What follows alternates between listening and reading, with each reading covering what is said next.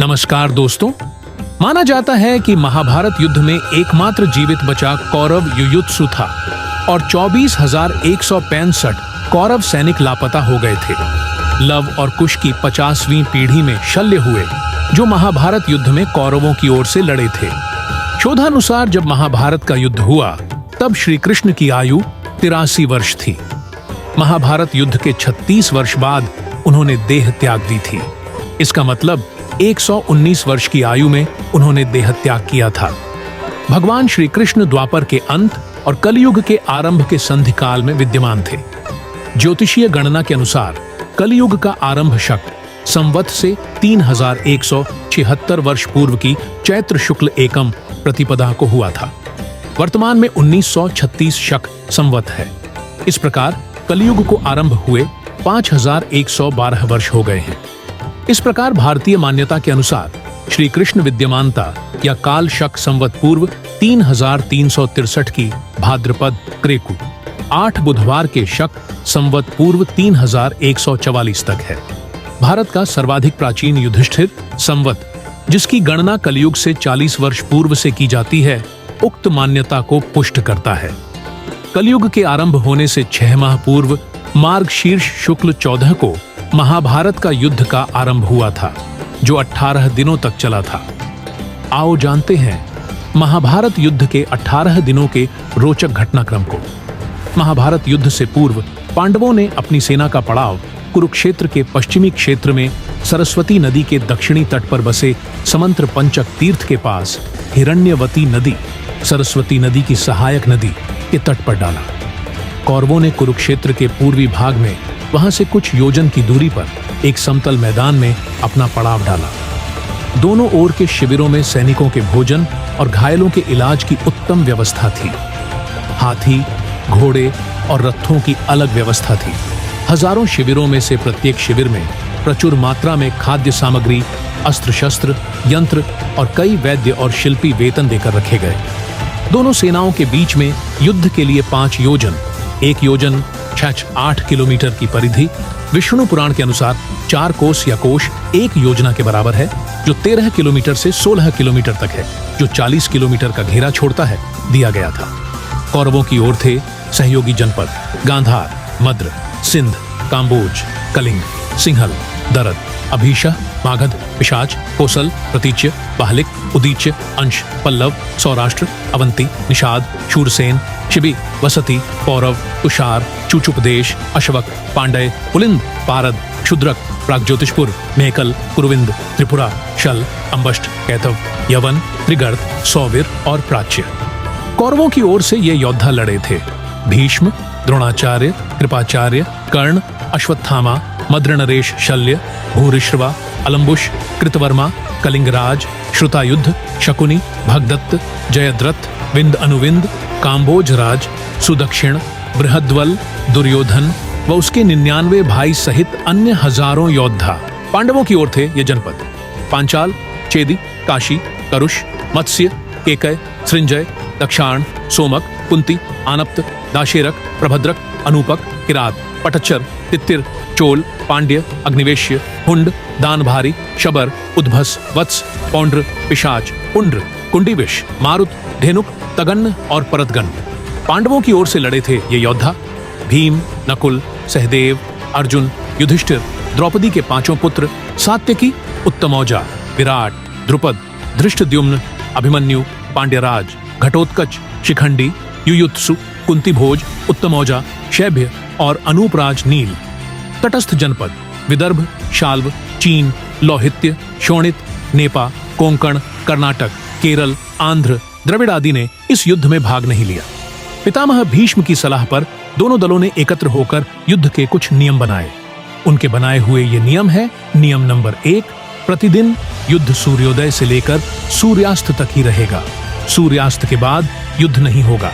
नियम नंबर 2, युद्ध समाप्ति के पश्चात छल कपट छोड़कर सभी लोग प्रेम का व्यवहार करेंगे। नियम नंबर 3, रथी रथी से, हाथी वाला हाथी वाले से और पैदल पैदल से ही युद्ध करेगा। नियम नंबर 4, एक वीर के साथ एक ही वीर युद्ध करेगा। नियम नंबर 5, भय से भागते हुए या शरण में आए हुए लोगों पर अस्त्र शस्त्र का प्रहार नहीं किया जाएगा। नियम नंबर 6, जो वीर निहत्था हो जाएगा उस पर कोई अस्त्र नहीं उठाया जाएगा। नियम नंबर 7, युद्ध में सेवक का काम करने वालों पर कोई अस्त्र नहीं उठाएगा। प्रथम दिन का युद्ध। प्रथम दिन एक ओर, जहां कृष्ण अर्जुन अपने रथ के साथ दोनों ओर की सेनाओं के मध्य खड़े थे और अर्जुन को गीता का उपदेश दे रहे थे।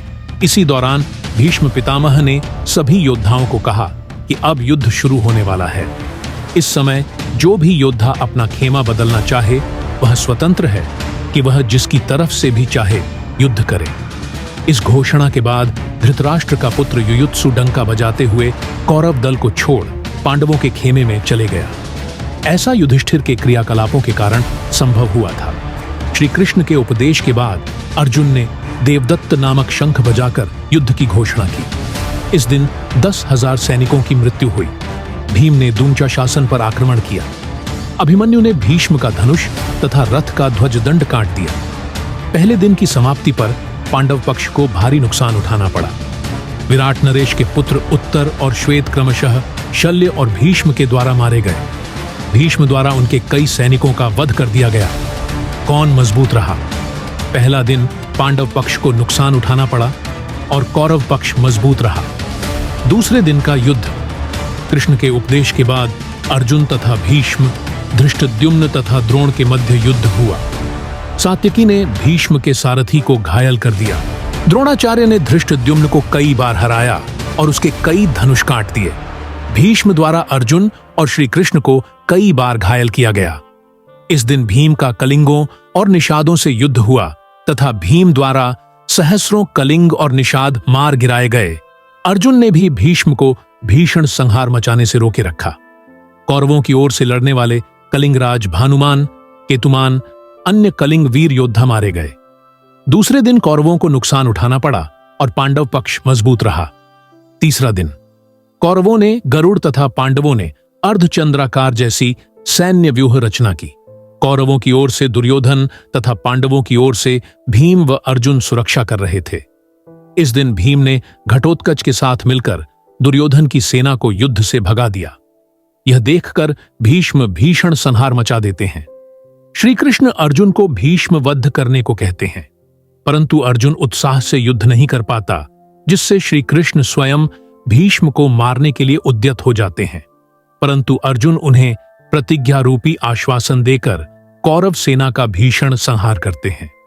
वे एक दिन में ही समस्त प्राच्य, सौवीर, क्षुद्रक और मालव क्षत्रिय गणों को मार गिराते हैं।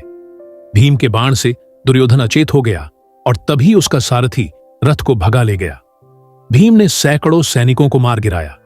इस दिन भी कौरवों को ही अधिक क्षति उठाना पड़ता है। उनके प्राच्य, सौवीर, क्षुद्रक और मालव वीर योद्धा मारे जाते हैं। इस दोनों ही पक्ष ने डटकर मुकाबला किया। चौथे दिन भी कौरव पक्ष को भारी नुकसान हुआ। इस दिन कौरवों ने अर्जुन को अपने बाणों से ढक दिया, परंतु अर्जुन ने सभी को मार भगाया। भीम ने तो इस दिन कौरव सेना में हाहाकार मचा दी। दुर्योधन ने अपनी गज सेना भीम को मारने के लिए भेजी, परंतु घटोत्कच की सहायता से भीम ने उन सबका नाश कर दिया और 14 कौरवों को भी मार गिराया। परंतु राजा भगदत्त द्वारा जल्द ही भीम पर नियंत्रण पा लिया गया। बाद में भीष्म को भी अर्जुन और भीम ने भयंकर युद्ध कर कड़ी चुनौती दी। इस दिन कौरवों को नुकसान उठाना पड़ा और पांडव पक्ष मजबूत रहा। 5वें दिन का युद्ध। श्री कृष्ण के उपदेश के बाद युद्ध की शुरुआत हुई और फिर भयंकर मारकाट मची। दोनों ही पक्षों के सैनिकों का भारी संख्या में वध हुआ। इस दिन भीष्म ने पांडव सेना को अपने बाणों से ढक दिया। उन पर रोक लगाने के लिए क्रमशः अर्जुन और भीम ने उनसे भयंकर युद्ध किया। सात्यकी ने द्रोणाचार्य को भीषण संहार करने से रोके रखा। भीष्म द्वारा सात्यकी को युद्ध क्षेत्र से भगा दिया गया। सात्यकी के 10 पुत्र मारे गए। छठे दिन का युद्ध। कौरवों ने क्रोंच व्यूह तथा पांडवों ने मकर व्यूह के आकार की सेना कुरुक्षेत्र में उतारी। भयंकर युद्ध के बाद द्रोण का सारथी मारा गया। युद्ध में बार बार अपनी हार से दुर्योधन क्रोधित होता रहा, परंतु भीष्म उसे ढांढस बंधाते रहे। अंत में भीष्म द्वारा पांचाल सेना का भयंकर संहार किया गया। 7वें दिन का युद्ध। 7वें दिन कौरवों द्वारा मंडलाकार व्यूह की रचना और पांडवों ने वज्र व्यूह की आकृति में सेना लगाई। मंडलाकार में एक हाथी के पास 7 रथ, एक रथ की रक्षार्थ 7 अश्वारोही, एक अश्वारोही की रक्षार्थ 7 धनुर्धर तथा एक धनुर्धर की रक्षार्थ 10 सैनिक लगाए गए थे। सेना के मध्य दुर्योधन था। वज्राकार में 10 मोर्चों पर घमासान युद्ध हुआ। इस दिन अर्जुन अपनी युक्ति से कौरव सेना में भगदड़ मचा देता है। धृष्टद्युम्न दुर्योधन को युद्ध में हरा देता है। अर्जुन पुत्र इरावान द्वारा विंद और अनुविंद को हरा दिया जाता है। भगदत्त घटोत्कच को और नकुल सहदेव मिलकर शल्य को युद्ध क्षेत्र से भगा देते हैं। यह देखकर एक बार भीष्म फिर से पांडव सेना का भयंकर संहार करते हैं। विराट पुत्र शंख के मारे जाने से इस दिन कौरव पक्ष की क्षति होती है। कौन मजबूत रहा? इस दोनों ही पक्ष ने डटकर मुकाबला किया। 8वें दिन का युद्ध। कौरवों ने कछुआ व्यूह तो पांडवों ने 3 शिखरों वाला व्यूह रचा। पांडव पुत्र भीम धृतराष्ट्र के 8 पुत्रों का वध कर देते हैं। अर्जुन की दूसरी पत्नी उलूपी के पुत्र इरावान का बकासुर के पुत्र आश्रय श्रृंग अम्बलुष के द्वारा वध कर दिया जाता है। घटोत्कच द्वारा दुर्योधन पर शक्ति का प्रयोग, परंतु बंगनरेश ने दुर्योधन को हटाकर शक्ति का प्रहार स्वयं के ऊपर ले लिया तथा बंगनरेश की मृत्यु हो जाती है। इस घटना से दुर्योधन के मन में मायावी घटोत्कच के प्रति भय व्याप्त हो जाता है। तब भीष्म की आज्ञा से भगदत्त घटोत्कच को हराकर भीम, युधिष्ठिर व अन्य पांडव सैनिकों को पीछे ढकेल देता है।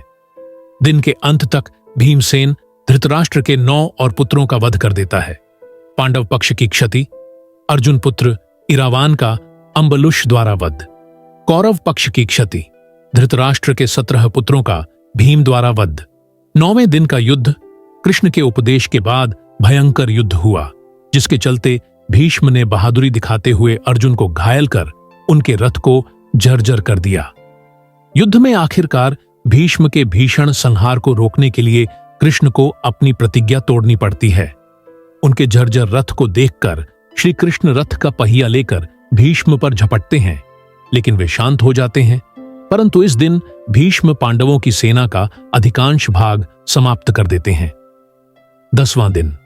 भीष्म द्वारा बड़े पैमाने पर पांडवों की सेना को मार देने से घबराए पांडव पक्ष में भय फैल जाता है। तब श्री कृष्ण के कहने पर पांडव भीष्म के सामने हाथ जोड़कर उनसे उनकी मृत्यु का उपाय पूछते हैं। भीष्म कुछ देर सोचने पर उपाय बता देते हैं।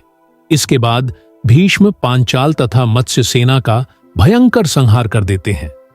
फिर पांडव पक्ष युद्ध क्षेत्र में भीष्म के सामने शिखंडी को युद्ध करने के लिए लगा देते हैं। युद्ध क्षेत्र में शिखंडी को सामने डटा देखकर भीष्म ने अपने अस्त्र त्याग दिए। इस दौरान बड़े ही बेमन से अर्जुन ने अपने बाणों से भीष्म को छेद दिया। भीष्म बाणों की शरशैया पर लेट गए।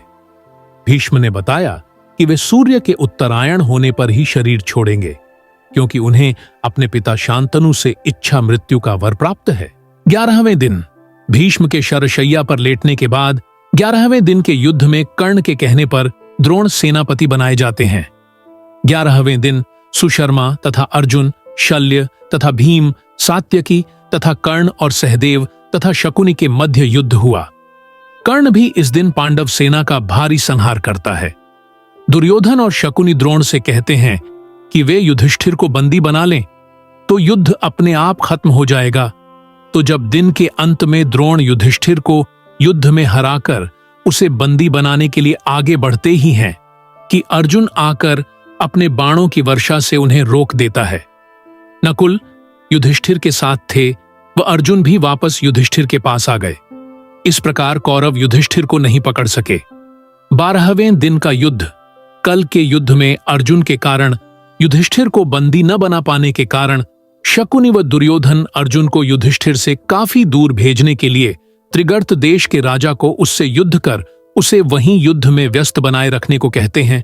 वे ऐसा करते भी हैं, परंतु एक बार फिर अर्जुन समय पर पहुंच जाता है और द्रोण असफल हो जाते हैं।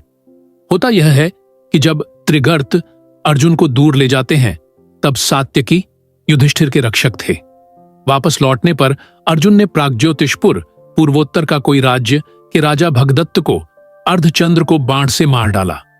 सात्यकी ने द्रोण के रथ का पहिया काटा और उसके घोड़े मार डाले। द्रोण ने अर्धचंद्र बाण द्वारा सात्यकी का सिर काट लिया। सात्यकी ने कौरवों के अनेक उच्च कोटि के योद्धाओं को मार डाला, जिनमें से प्रमुख जलसंधि, त्रिगर्तों की गज सेना, सुदर्शन, म्लेच्छों की सेना, भूरिश्रवा, कर्णपुत्र प्रसन्न थे। युद्ध भूमि में सात्यकी को भूरिश्रवा से कड़ी टक्कर झेलनी पड़ी। हर बार सात्यकी को कृष्ण और अर्जुन ने बचाया। 13वें दिन कौरवों ने चक्रव्यूह की रचना की। इस दिन दुर्योधन राजा भगदत्त को अर्जुन को व्यस्त बनाए रखने को कहते हैं। भगदत्त युद्ध में एक बार फिर से पांडव वीरों को भगाकर भीम को एक बार फिर हरा देते हैं, फिर अर्जुन के साथ भयंकर युद्ध करते हैं। श्री कृष्ण भगदत्त के वैष्णवास्त्र को अपने ऊपर ले उससे अर्जुन की रक्षा करते हैं। अर्जुन भगदत्त की आंखों की पट्टी को तोड़ देता है, जिससे उसे दिखना बंद हो जाता है और अर्जुन इस अवस्था में ही छल से उनका वध कर देता है। इसी दिन द्रोण युधिष्ठिर के लिए चक्रव्यूह रचते हैं, जिसे केवल अभिमन्यु तोड़ना जानता था, परंतु निकलना नहीं जानता था। अतः अर्जुन युधिष्ठिर, भीम आदि को उसके साथ भेजता है, परंतु चक्रव्यूह के द्वार पर वे सब के सब जयद्रथ द्वारा शिव के वरदान के कारण रोक दिए जाते हैं और केवल अभिमन्यु ही प्रवेश कर पाता है। ये लोग करते हैं अभिमन्यु का वध। कर्ण के कहने पर सातों महारथियों कर्ण, जयद्रथ, द्रोण, अश्वत्थामा, दुर्योधन, लक्ष्मण तथा शकुनि ने एक साथ अभिमन्यु पर आक्रमण किया। लक्ष्मण ने जो गदा अभिमन्यु के सिर पर मारी, वही गदा अभिमन्यु ने लक्ष्मण को फेंक कर मारी। इससे दोनों की उसी समय मृत्यु हो गई। अभिमन्यु के मारे जाने का समाचार सुनकर जयद्रथ को कल सूर्यास्त से पूर्व मारने की अर्जुन ने प्रतिज्ञा की, अन्यथा अग्नि समाधि ले लेने का वचन दिया। 14वें दिन अर्जुन की अग्नि समाधि वाली बात सुनकर कौरव पक्ष में हर्ष व्याप्त हो जाता है और फिर वे यह योजना बनाते हैं कि आज युद्ध में जयद्रथ को बचाने के लिए सब कौरव योद्धा अपनी जान की बाजी लगा देंगे। द्रोण जयद्रथ को बचाने का पूर्ण आश्वासन देते हैं और उसे सेना के पिछले भाग में छिपा देते हैं। युद्ध शुरू होता है। भूरिश्रवा सात्यकी को मारना चाहता था, तभी अर्जुन ने भूरिश्रवा के हाथ काट दिए। वह धरती पर गिर पड़ा, तभी सात्यकी ने उसका सिर काट दिया। द्रोण द्रुपद और विराट को मार देते हैं। तब कृष्ण अपनी माया से सूर्यास्त कर देते हैं। सूर्यास्त होते देख अर्जुन अग्नि समाधि की तैयारी करने लगे जाते हैं। छिपा हुआ जयद्रथ जिज्ञासावश अर्जुन को अग्नि समाधि लेते देखने के लिए बाहर आकर हंसने लगता है। उसी समय श्री कृष्ण की कृपा से सूर्यपुंज निकल आता है और तुरंत ही अर्जुन सबको रौंदते हुए कृष्ण द्वारा किए गए क्षद्म सूर्यास्त के कारण बाहर आए जयद्रथ को मारकर उसका मस्तक उसके पिता के गोद में गिरा देते हैं। 15वें दिन द्रोण की संहारक शक्ति के बढ़ते जाने से पांडवों के खेमे में दहशत फैल गई। पिता पुत्र ने मिलकर महाभारत युद्ध में पांडवों की हार सुनिश्चित कर दी थी। पांडवों की हार को देखकर श्री कृष्ण ने युधिष्ठिर से छल का सहारा लेने को कहा। इस योजना के तहत युद्ध में यह बात फैला दी गई कि अश्वत्थामा मारा गया, लेकिन युधिष्ठिर झूठ बोलने को तैयार नहीं थे। तब अवंतिराज के अश्वत्थामा नामक हाथी का भीम द्वारा वध कर दिया गया। इसके बाद युद्ध में यह बात फैला दी गई कि अश्वत्थामा मारा गया। जब गुरु द्रोणाचार्य ने धर्मराज युधिष्ठिर से अश्वत्थामा की सत्यता जानना चाही, तो उन्होंने जवाब दिया, अश्वत्थामा मारा गया, परंतु हाथी। श्री कृष्ण ने उसी समय शंखनाद किया, जिसके शोर के चलते गुरु द्रोणाचार्य आखिरी शब्द हाथी नहीं सुन पाए और उन्होंने समझा मेरा पुत्र मारा गया। ये सुनकर उन्होंने शस्त्र त्याग दिए और युद्ध भूमि में आंखें बंद कर शोक में डूब गए। यही मौका था जबकि द्रोणाचार्य को निहत्था जानकर द्रौपदी के भाई धृष्टद्युम्न ने तलवार से उनका सिर काट डाला। 16वें दिन का युद्ध द्रोण के छल से वध किए जाने के बाद कौरवों की ओर से कर्ण को सेनापति बनाया जाता है। कर्ण पांडव सेना का भयंकर संहार करता है और वह नकुल व सहदेव को युद्ध में हरा देता है, परंतु कुंती को दिए वचन को स्मरण कर उनके प्राण नहीं लेता। फिर अर्जुन के साथ भी भयंकर संग्राम करता है। दुर्योधन के कहने पर कर्ण ने अमोघ शक्ति द्वारा घटोत्कच का वध कर दिया। यह अमोघ शक्ति कर्ण ने अर्जुन के लिए बचाकर रखी थी, लेकिन घटोत्कच से घबराए दुर्योधन ने कर्ण से इस शक्ति का इस्तेमाल करने के लिए कहा। यह ऐसी शक्ति थी जिसका वार कभी खाली नहीं जा सकता था। कर्ण ने इसे अर्जुन का वध करने के लिए बचाकर रखी थी। इस बीच भीम का युद्ध दुशासन के साथ होता है और वह दुशासन का वध कर उसकी छाती का रक्त पीता है और अंत में सूर्यास्त हो जाता है। 17वें दिन शल्य को कर्ण का सारथी बनाया गया। इस दिन कर्ण भीम और युधिष्ठिर को हराकर कुंती को दिए वचन को स्मरण कर उनके प्राण नहीं लेता। बाद में वह अर्जुन से युद्ध करने लग जाता है। कर्ण तथा अर्जुन के मध्य भयंकर युद्ध होता है। कर्ण के रथ का पहिया ढंसने पर श्री कृष्ण के इशारे पर अर्जुन द्वारा असहाय अवस्था में कर्ण का वध कर दिया जाता है। इसके बाद कौरव अपना उत्साह हार बैठते हैं। उनका मनोबल टूट जाता है। फिर शल्य प्रधान सेनापति बनाए गए, परंतु उनको भी युधिष्ठिर दिन के अंत में मार देते हैं। 18वें दिन कौरवों के 3 योद्धा शेष बचे, अश्वत्थामा, कृपाचार्य और कृतवर्मा। इसी दिन अश्वत्थामा द्वारा पांडवों के वध की प्रतिज्ञा ली गई। सेनापति अश्वत्थामा तथा कृपाचार्य के कृतवर्मा द्वारा रात्रि में पांडव शिविर पर हमला किया गया। अश्वत्थामा ने सभी पांचालों, द्रौपदी के 5 पुत्रों धृष्टद्युम्न तथा शिखंडी आदि का वध किया। पिता को छलपूर्वक मारे जाने का जानकर अश्वत्थामा दुखी होकर क्रोधित हो गए और उन्होंने ब्रह्मास्त्र का प्रयोग कर दिया, जिससे युद्ध भूमि श्मशान भूमि में बदल गई। यह देख कृष्ण ने उन्हें कलयुग के अंत तक कोढ़ी के रूप में जीवित रहने का शाप दे डाला। इस दिन भीम दुर्योधन के बचे हुए भाइयों को मार देता है।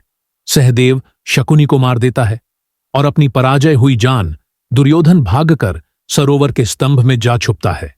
इसी दौरान बलराम तीर्थ यात्रा से वापस आ गए और दुर्योधन को निर्भय रहने का आशीर्वाद दिया। छिपे हुए दुर्योधन को पांडवों द्वारा ललकारे जाने पर वह भीम से गदा युद्ध करता है और छल से जंघा पर प्रहार किए जाने से उसकी मृत्यु हो जाती है। इस तरह पांडव विजयी होते हैं। अंत में युद्ध के बाद कुछ यादव युद्ध में और बाद में गांधारी के शाप के चलते आपसी युद्ध में मारे गए। पांडव पक्ष के विराट और विराट के पुत्र उत्तर, शंख और श्वेत, सात्यकी के 10 पुत्र, अर्जुन पुत्र इरावान, द्रुपद, द्रौपदी के 5 पुत्र धृष्टद्युम्न, शिखंडी, कौरव पक्ष के कलिंग राज भानुमान, केतुमान, अन्य कलिंग वीर, प्राच्य, सौवीर, क्षुद्रक और मालव वीर। कौरवों की ओर से धृतराष्ट्र के दुर्योधन सहित सभी पुत्र भीष्म, त्रिगर्त नरेश, जयद्रथ, भगदत्त, द्रोण, दुःशासन, कर्ण, शल्य आदि सभी युद्ध में मारे गए थे। युधिष्ठिर ने महाभारत युद्ध की समाप्ति पर बचे हुए मृत सैनिकों का, चाहे वे शत्रु वर्ग के हों अथवा मित्र वर्ग के, दाह संस्कार एवं तर्पण किया था। इस युद्ध के बाद युधिष्ठिर को राज्य, धन, वैभव से वैराग्य हो गया। कहते हैं कि महाभारत युद्ध के बाद अर्जुन अपने भाइयों के साथ हिमालय चले गए और वहीं उनका देहांत हुआ। बच गए योद्धा। महाभारत के युद्ध के पश्चात कौरवों की तरफ से 3 और पांडवों की तरफ से 15 यानी कुल 18 योद्धा ही जीवित बचे थे, जिनके नाम हैं कौरव के कृतवर्मा, कृपाचार्य और अश्वत्थामा, जबकि पांडवों की ओर से युयुत्सु, युधिष्ठिर, अर्जुन, भीम, नकुल, सहदेव, कृष्ण, सात्यकी आदि। वीडियो कैसा लगा कमेंट करके अवश्य बताएं और चैनल सब्सक्राइब करना बिल्कुल ना भूलें